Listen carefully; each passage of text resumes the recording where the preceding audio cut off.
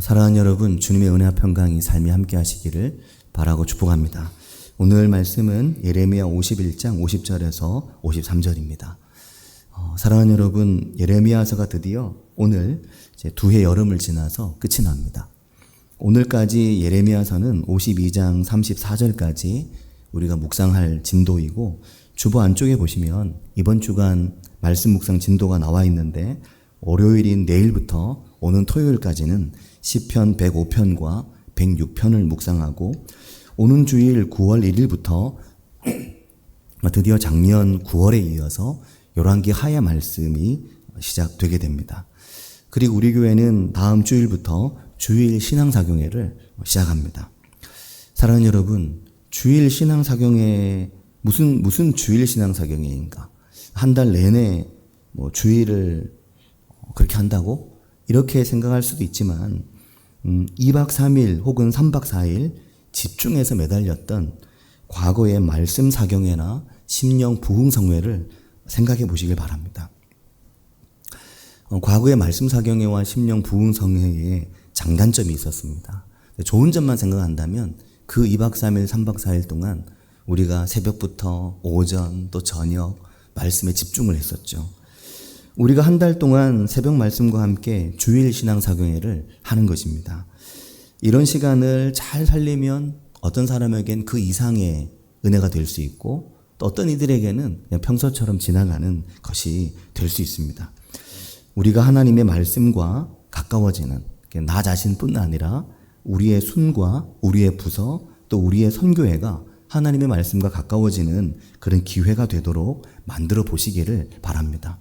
그런 다짐을 좀 하면 좋겠다 하는 생각이 들고 듭니다.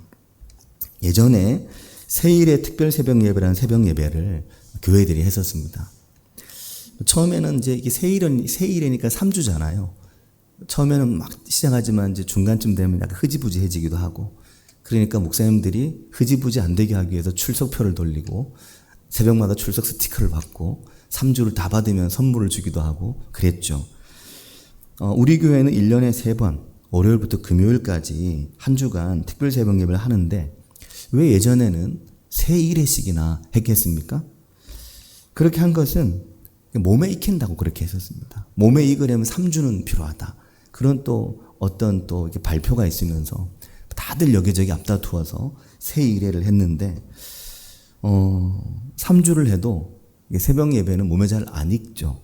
그래서 3주 하다가 혹은 3달 하다가 한 번 쉬면 그냥 또 쫙 쉬게 되는 경향이 있기도 한데, 이게 평생을 꾸준히 그냥 계속 한다는 생각을 하고, 중간에 쉴 수도 있고 중간에 잠깐 멈출 수도 있는데 그냥 계속 하는 거다, 그렇게 생각하는 게 좀 필요합니다. 그냥 일상의 리듬이 되게 하겠다, 이게 매우 중요하다는 생각을 합니다. 그리고 모든 게 마찬가지인데, 무엇이 몸에 어느 정도 익으면 문제가 생깁니다. 어떤 문제가 생기냐면 부작용이 생기죠. 그 일정한 틀에 안주하려고 합니다. 거기에 딱 머물려고 하거든요. 뭔가 더 좋은 것을 계속 찾으려고 하지 않고, 이 정도 하니까 됐지 뭐 하면서 거기에 머물러 버리는 거죠. 사랑하는 여러분, 우리가 어떻게 해야 되겠습니까? 날마다 우리 자신을 하나님의 말씀 안에서 갱신하고 우리를 새롭게 하려는 노력이 필요합니다. 그런데 만약에 우리가 이러한 일정한 어떤 말씀의 집회나 시간을 갖지 않으면 그런 갱신이 스스로는 매우 어려운 거죠. 그래서 이번 주일 신앙사경의 주제는, 물론 9월 한 달 열왕기하를 묵상하다 보면 그 방향이 좀 달라질 수도 있습니다. 왜냐하면 이 주제를 정하지만 이게 약간 시간이 지나다 보면 또 방향이 조금 달라질 수 있죠. 아니면 애초에 잡은 그냥 주제 안에 그냥 머물자 할 수도 있고, 애초에 이 주제를 하나님께서 우리에게 딱 주신 거면 또 감사하고, 그런데 말씀 앞에 머뭇거리지 말고 말씀 앞에 머물라 하는 작년 주제에 의해서 너의 공간에서 하나님과 함께 머물라, 그렇게 우리가 9월 한 달을 보내려고 합니다. 사랑하는 여러분, 9월과 10월 매일 성경 큐티책 앞에 보면 항상 특별 기획 연재로 좋은 글이 실리더라고요. 이게 굉장히 좋은 글이 실립니다.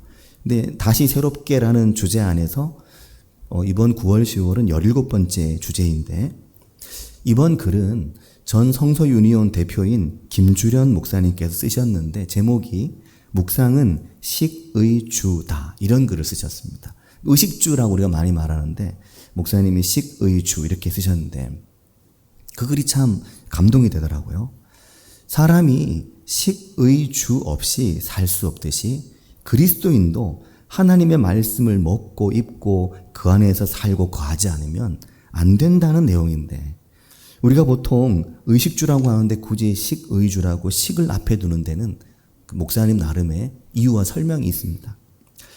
그리스도인에게 성도에게 의식주가 뭔가? 식의주가 무엇인가? 그것은 말씀이라는 것이죠. 그리스도인이 된다는 것은 예수를 믿는다는 것은 예수를 믿고 무언가 이전과 다른 사람이 되고 더 나은 사람이 되는 건데 이것을 성경은 질적으로 완전히 새로운 것, 완전히 새 사람이 되는 것인데 거듭나는 것인데 예수 그리스도 믿고 변화되는 한 사람이 새로운 존재가 되어가는 것인데 이게 저절로는 안 된다는 겁니다. 예수를 믿고 구원받아도 사람이 달라지는 데는 시간이 걸린다는 거죠. 그럼 어떻게 해야 될까요? 여기에 있어서 중요한 게 식이라는 겁니다. 그 목사님 말씀은 그렇습니다. 뭐 이런 이야기 우리가 많이 듣죠. 그러면 뭘 먹으라는 겁니까? 몸을 위해서는 밥을 먹지만 영적 양식인 하나님의 말씀을 먹음으로 이러한 변화가 시작이 된다는 겁니다. 말씀을 읽고 듣고 묵상함으로 갓 태어난 아이가 숨을 쉬고 어느 날 목에 힘이 들어가고 몸을 뒤집고 엉금엉금 기기 시작하고 제 발로 일어서고 말을 시작하게 될 때까지 그 스스로 이걸 못하니까 그 전 과정에 엄마는 아이랑 꼭 달라붙어서 그 아이의 처음 그 시간을 함께합니다. 아이에게 젖을 물리고 아이를 끌어안고 일어날 때나 잘 때나 병원에 갈 때나 하루 종일 24시간 아이를 데리고 심지어 화장실 갈 때도 애를 안고 화장실에 가고 그러죠. 마찬가지로 그리스도인에게 하나님의 말씀의 양육은 너무나 중요하다는 것입니다. 그러니 말씀이 곧 그리스도인에게는 먹어야 할 음식이고 입어야 할 옷이고 머물러 살아야 되는 집이라는 것입니다. 그런 면에서 첫째로 중요한 게 먹는 거라는 거죠. 우리나라도 한때 그랬지만 아침에 만나면 첫인사가 예전에 뭐였습니까? 식사하셨습니까? 했잖아요. 진지 드셨습니까? 아침에 어른을 뵈면 다 그렇게 인사했습니다. 저도 막 초등학교 때 생각해보면 학교에서 막 그 가르치고 집에서도 막 그 얘기 듣고 길에 가다 어른 만나면 진지 됐습니까? 하고 인사하고 가잖아요. 인사도 막 가면서 하면 안 된다. 서서 해라.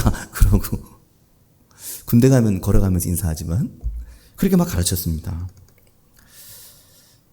그만큼 먹는 게 중요하듯이 아침을 혹시 거르더라도 하루에 한 끼 먹지 않아요. 요즘 이제 하루 한 끼, 두 끼 드시는 분들이 점점 많아지죠. 그래도 하루에 한 끼는 먹는데 그것조차 안 먹으면 몸이 어떻게 됩니까? 몸이 이상이 생기죠. 일단 몸에 기운이 빠집니다. 근데 만일 우리가 밥을 안 먹으면 어떻게 되겠습니까? 밥을 거르면 완전히 안 먹는다. 끼니를 그냥 거른다. 먹어야 할 정상 리듬을 벗어나서 하루에 한 끼일째라도 밥을 먹어야 되는데 그거조차 안 먹으면 몸이 어떻게 됩니까? 밥을 덜 먹으면 몸의 리듬이 좋아지긴 하더라고요. 밥을 더 먹는 것보다 덜 먹는 게. 하지만 안 먹으면 사람이 밥을 안 먹으면 끼니를 거르면 제일 큰 문제는 의욕이 떨어집니다. 반대로 생각해 보면 사람이 만약 이유 없이 의욕이 떨어지고 뭔가 삶의 동기부여가 안 되면 이게 사는 게 재미가 없어. 너무 힘들어. 막 걱정할 게 너무 많은 거예요. 밤이 지나면 아침에는 좀 나아져야 되는데 그래야 또 하루를 시작하잖아요. 새 마음으로. 근데 밤이 지나도 아침에 일어나면 똑같아요. 어제랑. 어제 힘든 일이 그대로 이어지는 겁니다. 마음의 감정이. 그러면 어떻게 됩니까? 밥맛이 뚝 떨어져 버리는 거죠. 뭘 먹기가 싫어지는 겁니다. 먹는 거, 이게 싫어지는 거죠. 아무것도 하기 싫고, 그냥 계속 누워있고 싶고, 아무것도 하고 싶지도 않고, 그런 날이 되면 사는 게 귀찮고 일하러 가기도 싫고 누구 만나기도 싫고 그러면 어떻게 됩니까? 식욕이 떨어집니다. 밥맛이 사라지는 거죠. 그래서 살기 위해 먹어야 돼 그렇게 말하잖아요. 살려면 먹으라고. 그냥 밥맛으로 먹으라고. 입맛 없으면. 그렇게 말하거든요. 물론 과도한 스트레스를 받으면 폭식으로 그 정신적 스트레스를 풀어버리려고 하는 이들이 있습니다. 제가 아는 분 중에도 스트레스를 받으면 초코파이 12개들이 옛날엔 다 12개, 요즘엔 24개도 있고 36개도 있고 있지만 36개들은 아니고 12개 들은 초코파이를 한 상자를 그냥 한 자리에 앉아 먹어버리는 분이 있더라고요. 스트레스 때문에 그런 거죠. 아침이 싫으면 하루를 시작하기 싫으면 밥맛이 없고 뭘 먹고 싶지 않습니다. 밥이 귀찮아지는 거죠. 그래서 밥 안 먹으면 죽는다고 말하잖아요. 하루와 마주치기 싫거나 사람에 대한 두려움 때문이든지 무언가 삶에 문제가 생기면 아침을 거르고 밥을 거르기 시작합니다. 밥을 안 먹는 거죠. 근데 몇 날 며칠을 밥을 제대로 안 먹게 되면 어떻게 됩니까? 몸에 힘이 빠지고 나중엔 제대로 걷기도 힘들고 나중에는 잠꼬대하듯 헛소리를 하기 시작하는 겁니다. 꿈을 꾸듯 이게 나의 꿈인지 환상인지 알 수 없는 몸 상태가 몽롱해지는 거죠. 내 몸이 내 몸이 아닌 것이 되는 겁니다.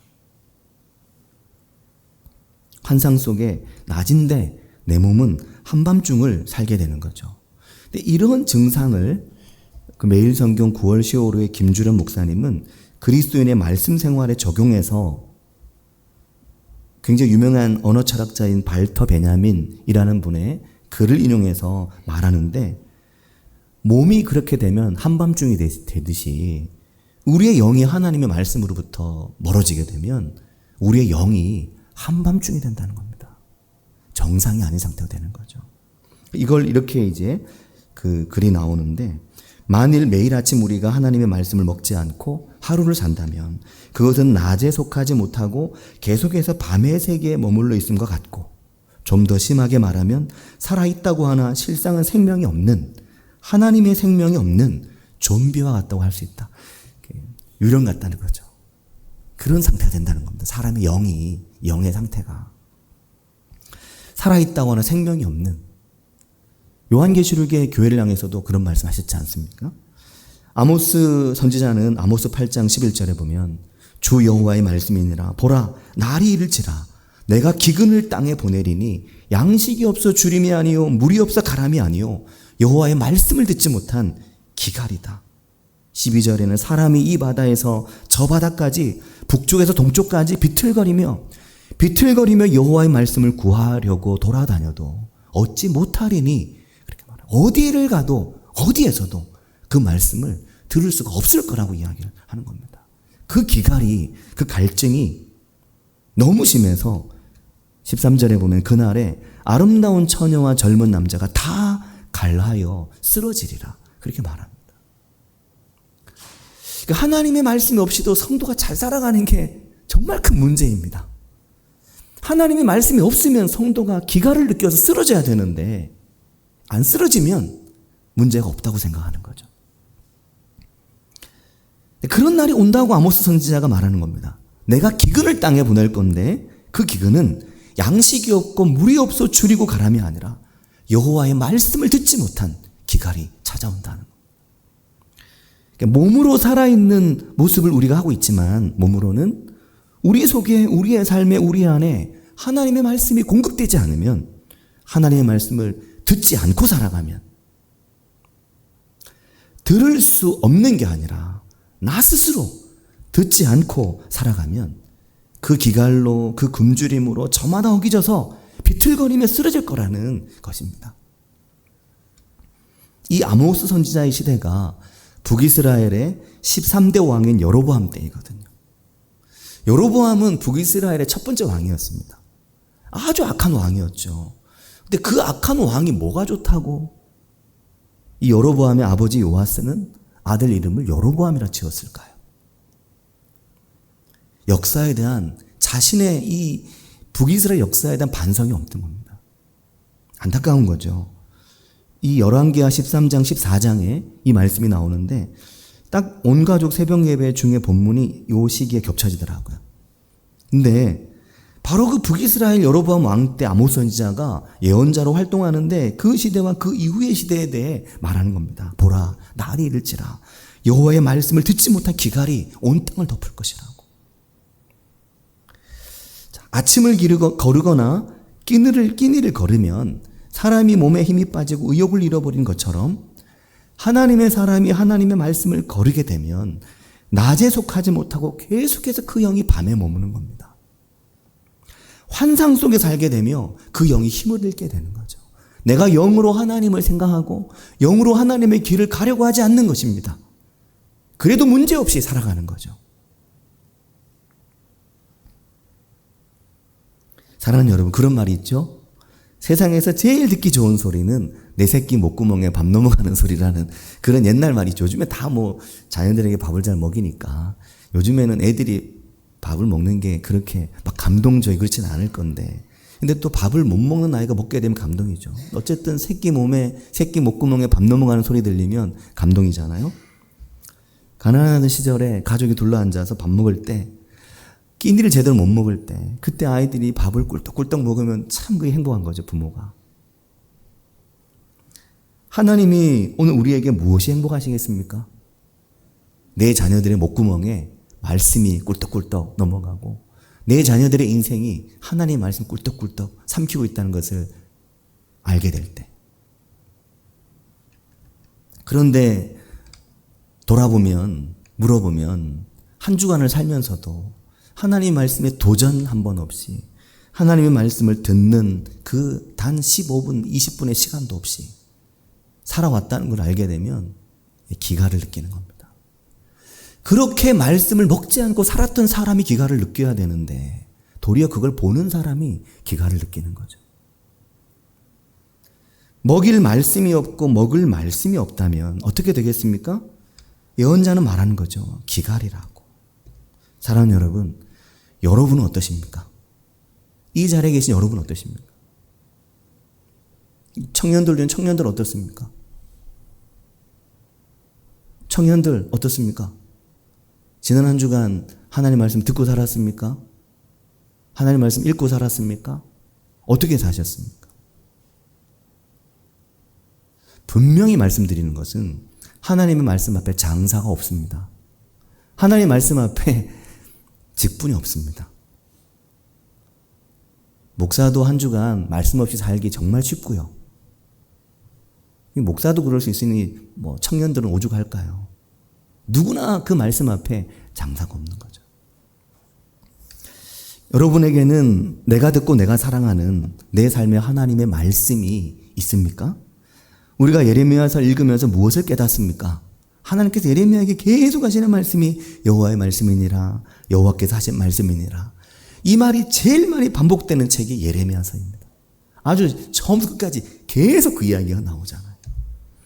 하나님 예레미야에게 말씀하시고 그걸 기록한 바룩에게 사람들에게 말하고 설명하라고 말합니다. 51장 59절에는 병참감 스라야에게 그 말씀을 그에게 주면서 이거 가져가서 사람들에게 읽어주라고 말하라고 하면서 그거 돌로 묶어서 바벨론 유브라데 강 속에 집어넣어 놓으라고 말하거든요. 너의 삶의 자리에서 이 말씀이 떠나지 않도록 너의 포로기를, 너의 인생의 중요한 이 한순간을 하나님의 말씀과 함께 지나가라고 말씀을 하시는 겁니다. 그게 지혜인 거죠. 그거를 좀 더 일찍 알면 좀 더 일찍 복된 삶을 살아가는 것이고, 이걸 늦게 알면 늦게 그 복된 인생이 시작되겠죠. 에스라는 포로기 이후에 돌아와서 느헤미야와 함께 느헤미야 8장에 보면 스무나 광장에 모여서 모세의 율법책을 가져와서 성대한 말씀 집회를 엽니다. 하나님의 말씀과의 우리의 관계가 너무나 중요한 거죠. 근데 이 말씀을 먹는 과정이 그냥 대충 읽는 것으로 안 되는 겁니다. 아예 안 보는 건 정말 문제인데, 그래도 내 영혼의 이 궁핍함을 느끼지 못하는 건 진짜 문제인데, 요한계시록의 교회들이 그랬잖아요. 근데 이 말씀을 읽지만 대충 읽고 대충 듣는 것도 문제입니다. 왜냐하면 어릴 때는 젖을 먹고 이유식을 먹어도 그게 몸에 맞죠.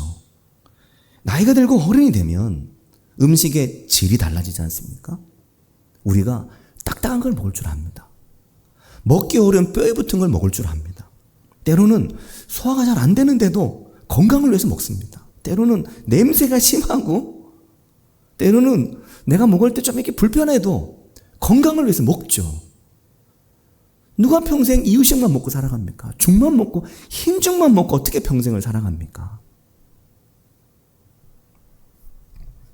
인스턴트는 별로 씹을 것도 없지만 제대로 된 음식은 하나님의 말씀은 꼭꼭 씹어서 먹는 겁니다. 열심히 이 말씀을 소화시키기 위해서 꼭꼭 열심히 씹어가면서 먹어야 되는 겁니다. 그 씹어가며 먹는 과정이 없는 하나님의 말씀과의 관계가 그게 우리에게 기가를 불러일으키는 것입니다. 때로 어떤 음식을 먹고 탈이 나기도 하죠. 배탈이 나기도 합니다. 그러나 때로는 복통을 일으키기도 하지만 그랬던 음식이 우리에게 또 양약이 되는 경우가 있습니다. 그와 같이 사랑하는 여러분, 하나님의 말씀은 우리를 그냥 두지 않고 우리가 하나님의 말씀 앞에 무관심한 상태로 그냥 머물게 하지 않는 것입니다. 말씀은 우리를 괴롭게 합니다. 말씀은 우리를 힘들게 하고 말씀은 우리를 헷갈리게 만듭니다. 말씀은 우리를 도전받게 만듭니다. 내가 이렇게 해서 안 되겠는데 오늘 말씀이 나를 너무 불편하게 하는데 내 마음을 너무 무겁게 하는데 그 말씀이 일주일 동안 내 마음을 떠나지 않는 거죠. 말씀은 우리를 점령하시는 겁니다. 말씀은 우리를 지배하고 말씀은 우리에게 불편한 질문을 던집니다. 그게 하나님 말씀입니다. 말씀이 그냥 무조건 좋게만 하면 그게 문제인 것입니다. 그리고 말씀 그 자체에 의해야 되지 너무 MSG를 많이 쳐서 이게 말씀인지 이게 교훈인지 재밌는 이야기 감동적인 건지 그 구분할 수 없게 되면 이게 진짜 곤란한 거죠. 사랑하는 여러분, 식구가 무엇입니까? 식구는 한 집에서 끼니를 함께하는 사람, 한자 뜻이 한 집에서 밥을 같이 먹는 사람들이잖아요. 이걸 김주련 목사님 연재 특별교회에 써놓으셨더라고요. 그 말 보고 되게 감동받았습니다. 식구는 밥을 같이 먹는 사람. 우리가 교회 식구라는 말 하잖아요. 교회 식구. 교회 식구는 뭡니까? 교회 식구는 하나님의 말씀을 같이 먹는 사람들.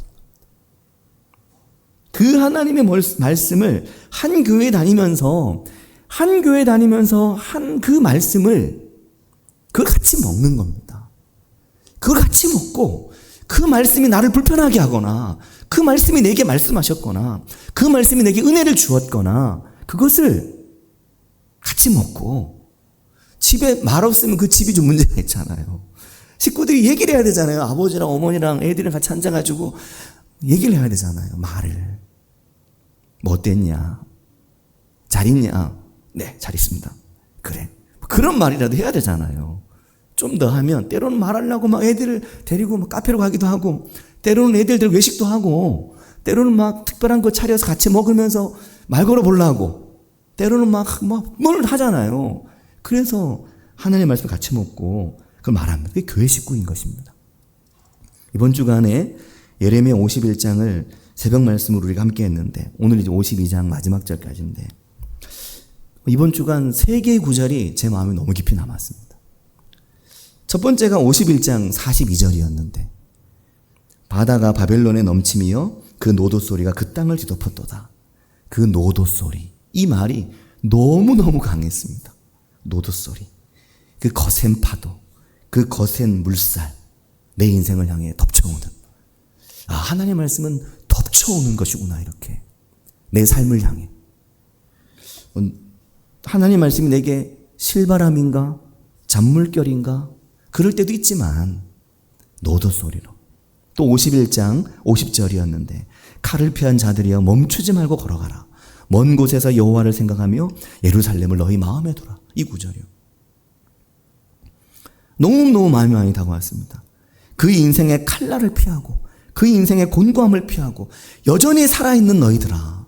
여전히 살아있느냐? 멈추지 말고 걸어가라. 멈추지 말고 어디로 걸어가라는 말입니까? 멈추지 말고 말씀으로 걸어가라가 아니고 멈추지 말고 하나님의 말씀 여호와를 생각하며 너희 인생에 하나님의 말씀을 두고 어디로 걸어가라는 말이냐면 너희의 삶으로 걸어가라는 말입니다. 근데 그 너희의 삶으로 걸어가기를 멈추지 말고 걸어가라는 건데 그냥 가는 게 아니라 여호와를 생각하며 예루살렘을 너희 마음에 두며 걸어가라는 거죠. 그리고 51장 63절이었는데 너는 이 책 읽기를 다 한 후에 예레미야의 마지막 당부입니다. 이 책 읽기를 다 한 후에 책에 돌을 메어서 유보라데 강 속에 던져두라는 거죠. 이 백성의 삶의 자리에 그들이 그렇게 포로로 잡혀가 살아갈 그곳에 그 유브라데 강물 속에 돌로 꽁꽁 묶어가지고 던져놓으라는 건 무슨 말일까요? 흘러내려가지 않도록 거기에 가라앉아 있도록 그들의 삶의 한가운데 그 인생의 중심에 이게 예레미야에게도 하나님의 일이었고 그가 부탁한 것도 하나님의 일이었고 그의 마지막 당부였습니다. 사랑하는 여러분, 무엇을 말씀하는 것입니까? 오늘 너의 삶에 하나님의 말씀이 흘러 떠내려가지 않게 오늘 너의 삶의 중심에 너의 마음에 너의 영혼 한가운데에 너의 삶의 그 한가운데에 하나님의 말씀이 머물게 하라라는 말씀입니다. 이 말씀 우리가 마음에 품고 이 말씀의 길로 나아가는 은혜가 우리 모두에게 있기를 바라고 축복합니다. 같이 기도하겠습니다.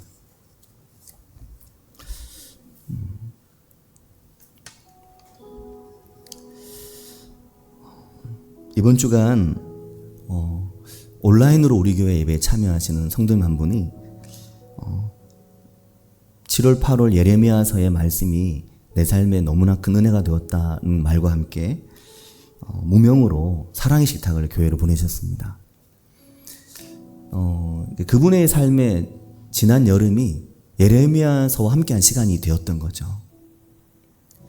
단지 설교의 문제가 아니라 지난 한 달 동안 예레미야를 읽고 묵상하면서 예레미야에게 하신 하나님의 말씀, 또 예레미야를 통해 오늘 우리에게 하신 하나님의 말씀, 이게 너무 내 삶에 큰 힘이 되었던 겁니다.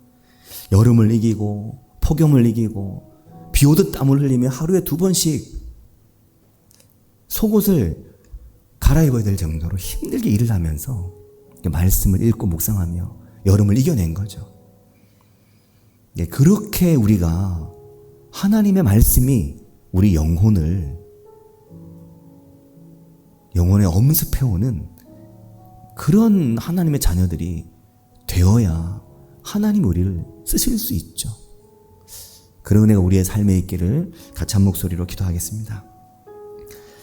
하나님 아버지, 오늘 우리의 삶에 그런 은혜 있기를 주님 원합니다. 주님, 우리가 주의 말씀과 함께하며 주의 말씀과 동행하며 오늘 지치고 상하고 깨진 나의 인생에 무너진 나의 삶에 말씀하신 하나님의 말씀으로 주님은 우리가 살아가며 내 삶의 기쁨을 주며 내 삶의 소망을 주며 내 삶의 은혜를 주며 내 인생에 약한 것, 내 인생에 무너진 것, 내 인생에 깨진 것 하나님이 알고 계시고 말씀하시며 내가 너와 함께한다, 내가 너를 인도한다, 내가 너의 삶의 능력이라고 말씀하시며 내가 너의 모든 삶에 함께할 것이라고 말씀하신 그 하나님 앞에 믿음으로 나아가며 주의 말씀 붙들고 나아가는 저희들이 될 수 있도록 하나님 우리를 도우시고 인도해 주시기를 주님 원합니다. 주의 말씀이 내 삶의 울타리가 되고 주의 말씀이 내 삶의 중심이 되어 그 말씀의 길로 행하며 그 말씀의 길로 나아가는 저희들이 되게 도우시고 인도해 주시기를 주님 원합니다. 아버지, 무더운 폭염과 싸우며 무더운 더위와 싸우며 우리 인생의 폭염과 싸우며 지치고 쓰러져 주저앉고 싶을 때에도 하나님의 말씀으로 일어나며 그 말씀의 길 속에서 내 길을 새롭게 보는 은혜가 저희 삶에 있도록 도우시고 인도해 주시기를 주님 원합니다. 아버지, 주님 역사하여 주시옵소서. 주님은 청구하시고 인도해 주시기를 주님 원합니다. 주님 일 다해 주시옵소서. 주님의 길을 보시고 원합니다. 아버지,